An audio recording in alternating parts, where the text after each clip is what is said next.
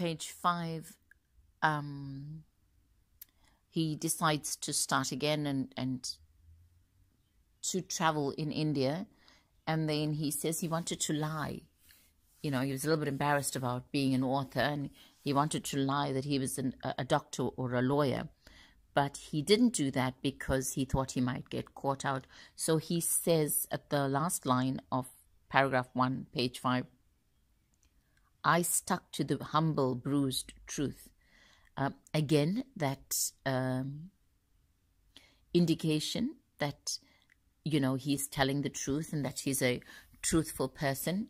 So in the author's note, if he's telling us he's truthful,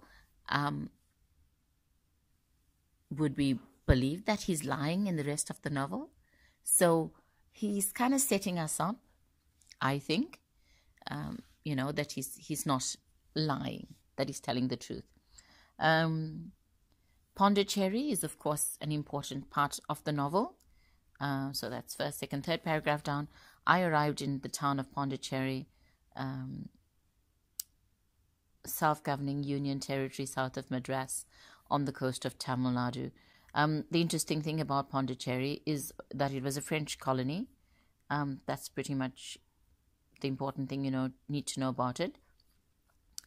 And then I was at the Indian Coffee House on Nehru Street. Nehru was both a priest and Prime Minister of India. So that's page 4. Page 5, he met Francis Adir Rubasamy, the elderly man. Second paragraph, the elderly man said, I have a story that will make you believe in God.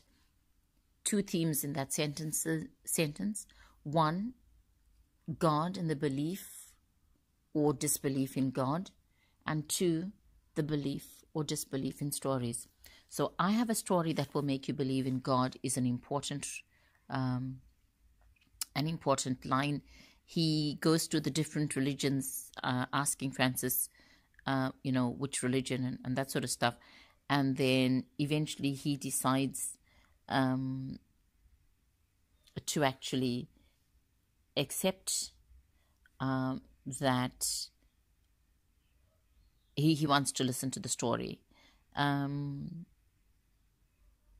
And on page 5, he goes off later in Toronto, second paragraph. Later in Toronto, among 9 columns of Patel's in the phone book, I found him, the main character. As you go further down in that paragraph, so second paragraph, 1, 2, 3, 4, 5, 6, he showed me a diary he kept during the events. Again, the diary is like solid proof, concrete proof that this isn't a lie. You get to choose your story, you know, whether it was Richard Parker the Tiger or Richard Parker Pisin Patel. But the diary is also, it adds to the seeming authenticity, the seeming truth of the story. And then he does the other thing as well. And I have a few people to thank. In a make-up story, in a fictional story, you don't normally thank people. But he's, you know, he's sort of gone through all these people like they're real people, they're real sources, you know. I spoke to Mr. Francis D. Rubasamy, I spoke to Pai Patel, I spoke to the Japanese officers. It is another technique to add weight, to add substance to the truth of his story. So important themes that are covered even in the author's note are stories, truth and fiction, religion, and how this is going to impact the rest of the book. Page 4, at the paragraph starting, really your story. Really, your story can only be great, but it all adds up to nothing. In spite of the obvious shining promise of it, there comes a moment when you realize that the whisper that has been pestering you all along from the back of your mind is speaking the flat, awful truth. It won't work.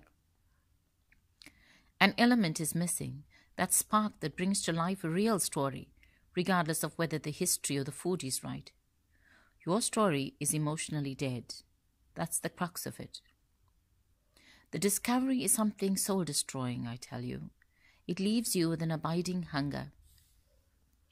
So he has a story, and that story is not working. The story is emotionally dead. It's like when you tell somebody a story that was important to you, and they're just looking at you like, so what? It just lacks something. So realizing from the earlier note that, about the selective transforming of reality and the twisting of it, perhaps this is an idea that he's going to actually change the story to make it more interesting. All right. Further down the last paragraph of page 4, from Mathurin, the place where he was staying, I mailed with the novel now, the novel that had originally failed. I mailed them a fictitious address in Siberia with a return address equally fictitious in Bolivia. That's unusual. Why he would go to such lengths? If the novel failed, take the novel and throw it in the bin.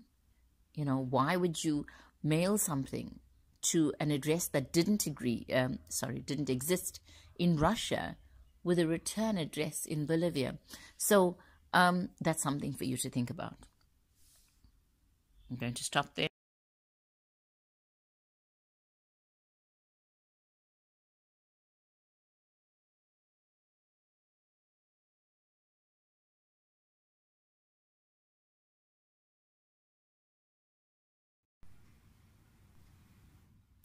The importance of believability in the life of Pi. Pi is a believer in the fullest sense of the word. He uses his rational intellect to take him as far as he can go, and then he takes imaginative leaps. As Pi himself tells the 2 Japanese officials who interview him in Mexico, many things are difficult to believe, but we convince ourselves to do so nonetheless. Love is hard. Ask any lover. Love is hard to believe. Ask any lover. Life is hard to believe. Ask any scientist. God is hard to believe. Ask any believer. We give ourselves to these fictions, these variants on reality, because they give us a reason to keep going. Where is the joy in a life deprived of romance and passion? Where is the self-awareness in a life that is merely a biological accident? Where is the comfort in an existence that has no rhyme or reason? A life that is entirely rational or fact-based is almost not worth living. To Pi, and anyone who believes in things that he cannot necessarily see nor prove, faith is a bridge between the coldness of fact and the warmth of emotion. The ability to believe is a hallmark of consciousness and awareness. One reason religions are so fiercely protected and so widely practiced. To believe in something makes us feel more alive, more connected to the world around us, giving structure to our understanding of the universe and our place in it in a way that pure science, based solely on observation, never can. Beyond serving as a foundational theme for the text, believability is integral to the very structure of the novel. Even as Pi asks us to believe his animal story, Martel asks us to believe the story he tells of meeting Francis Adi Rubasamy and looking up Pi Patel in his Toronto phone book. We, the reader, know these things did not really happen to Martel, yet we suspend our belief so as to become more wholly absorbed in the text. Martel's fictional story far rivals the truth, which is likely that he had an idea, did his research, and then worked very hard for months and months to write his novel. That the novel begins with a supposedly non-fictional author's note and ends with a transcript of an interview and the text of an official report establishes the larger measure that all storytellers, both Pai and Martel included, require the audience's trust or belief.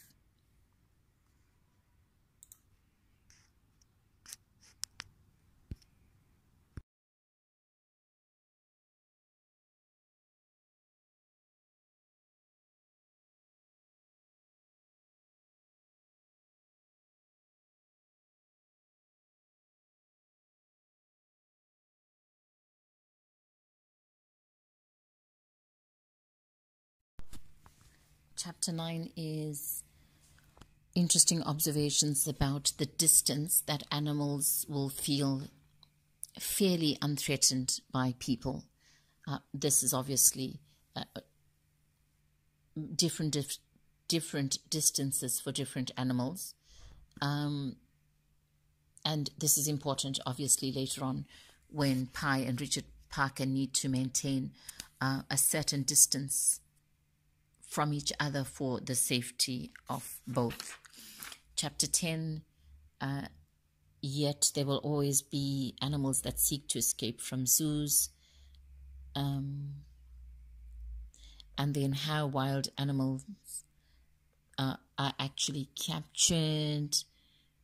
Wild animals that are captured when they are fully mature are another example of escape-prone animals. Often they are too set in their ways to reconstruct their subjective worlds and to adapt to new environment. But even animals that were bred in zoos and have never known the wild, that are perfectly adapted to their enclosures and feel no tension in the presence of humans, will have moments of excitement that push them to seek escape. So, is explaining why animal behavior is sometimes different. And then an important point, I'm on page 47. All things, where that word style is written in blue, all living things contain a measure of madness that moves them in strange, sometimes inexplicable ways. This madness can be saving. It is part and parcel of the ability to adapt. Without it, no species would survive. And then further down,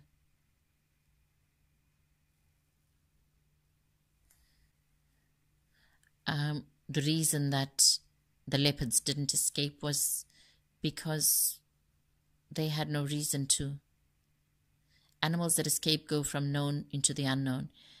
And if there's one thing an animal hates above all else, it is the unknown. All right, chapter 11 is an example of a leopard that escaped from the Zurich Zoo.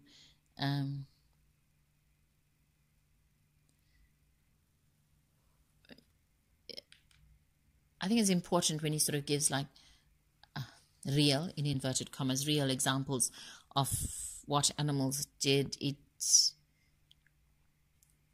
makes you think that the rest of the story also, he can be trusted to tell the truth.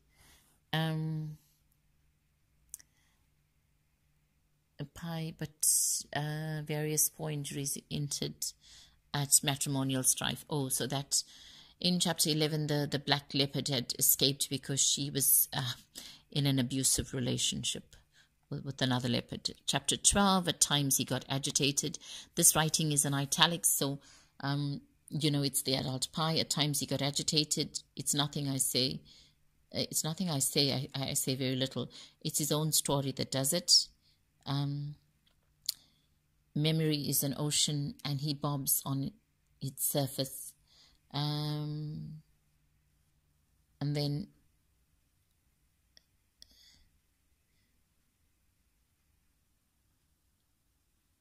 it's interesting here. He's a sweet man. Every time I visit, he prepares a South Indian vegetarian feast. I told him I like spicy food.